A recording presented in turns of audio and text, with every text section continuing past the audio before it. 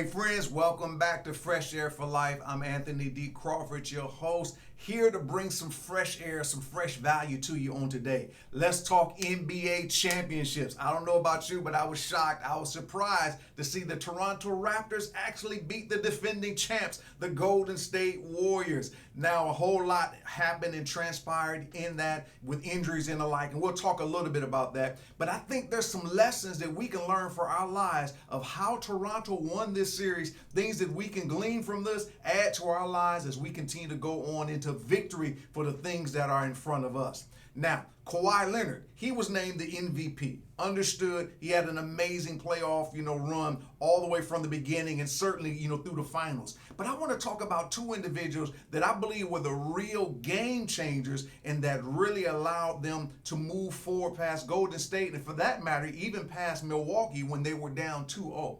The first one is Kyle Lowry. Kyle Lowry and Fred, Van Fleet. Now, these are, in today's standards, undersized, guards. They're 6', 6'1". Now, normally, when the measurements, give you that means you're a little bit lower than that too. So maybe about 2 inches, shorter than that. And these fellas were absolutely getting the job done. Now, here's the first point I want us to focus in on. With Kyle Lowry had been a part of the Toronto Raptors, for a lot of disappointing playoff runs. They had some amazing seasons in the past, but then when the playoffs came, we know last year they got swept. The year before that, I think they got swept as well. I mean, they just had a real tough time. And here is the facts of the matter. Kyle Lowry would disappear when the playoffs came. He would have great regular seasons, but when the playoffs came, boom, he was gone. Here's fact number one and truth number one for you and I.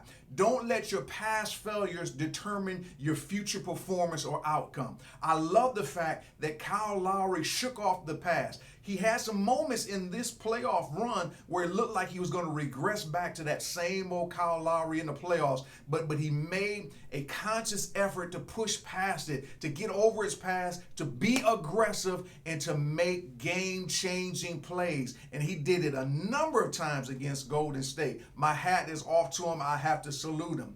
But then also, number two, is you have to learn how to seize the moment and attack, when your opponent, in this case, is weakened. Now, we know Golden State had injuries. Kevin Durant didn't start off the series. He comes in, in Game 5, and he gets hurt right there in the first quarter again, second quarter, early in the game. Klay Thompson gets hurt early in the season, early in the series, I should say. And then also we see, Klay then get injured right then in Game 6 as well. I mean, different things going on, various players getting hurt, injured. We get that.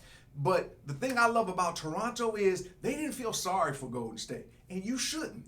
You want to seize the moment and the opportunity to say, you know what, the champs are weakened, the champs are a little bit hurt. We're not going to now, say, poor Golden State. Let's go after them with everything that we have. So I love the fact that they were attacking, and they were especially attacking Steph Curry. I mean, Kyle Lowry and Fred Van Fleet were going at Steph Curry on the offense and the defensive end without any sense of fear, without any sense of, trepidation. I love one of my heroes in life. It's Jesus Christ. He makes this statement. He says, the kingdom of God is advancing forcefully, and the violent are the ones who take it by force. This word there, what it literally means, violent, is those who come alive with strength. I love the fact that Kyle Lowry, Fred Van Fleet came alive with strength and they seized the moment. Now compare this, because I'm old enough to remember this, Michael Jordan playing in the league. And in the playoffs, he had one particular, game where he's dealing with, severe flu symptoms. I mean, he's noticeably weak and the like. And I forget exactly the team that he's playing, but one thing that I remembered about them is that they really didn't attack him. And I'm thinking to myself, man, he's clearly not, at top strength. They ought to go hard after him, wear him out. But they didn't do that. But now Fred Van Fleet as well as Kyle Lowry and the rest of the Toronto Raptors for that matter, they attack Golden State. They went hard after them. You have to seize the moment. When the moment shows itself, you got to jump in there and you have to attack it. You cannot be lazy. You cannot be timid. You got to go get it. And I'm telling you, your moment is right there in front of you right now. So go get it and enjoy the sweet taste of victory when it's all done. Then the third thing is this. You got to believe in yourself. Oh man, I love this. You got to believe in yourself. When everyone else may be unsure, you must believe in yourself. Be willing to bet on yourself. Fred VanVleet, I mean, here's someone that wasn't afraid to bet on himself. He comes out of college, Wichita State, not a basketball powerhouse. They've been developing over the years, but he comes out, he doesn't get drafted. So he has to do the circuits, as a free agent, trying to get signed on, so forth. Everyone doesn't believe in him. As a matter of fact, from the draft standpoint, nobody in the league believed in him. But you saw, for those of you that watched the series, you saw this young man step forward, seize the moment, attack because he believed in himself. He bet on himself. So listen, even if everyone around you may be questioning you, doubting you, believe in yourself. There's greatness in you. There's greatness on you. And when you believe in yourself, now the abilities that God has given you can shine for his glory and bring good things for you too.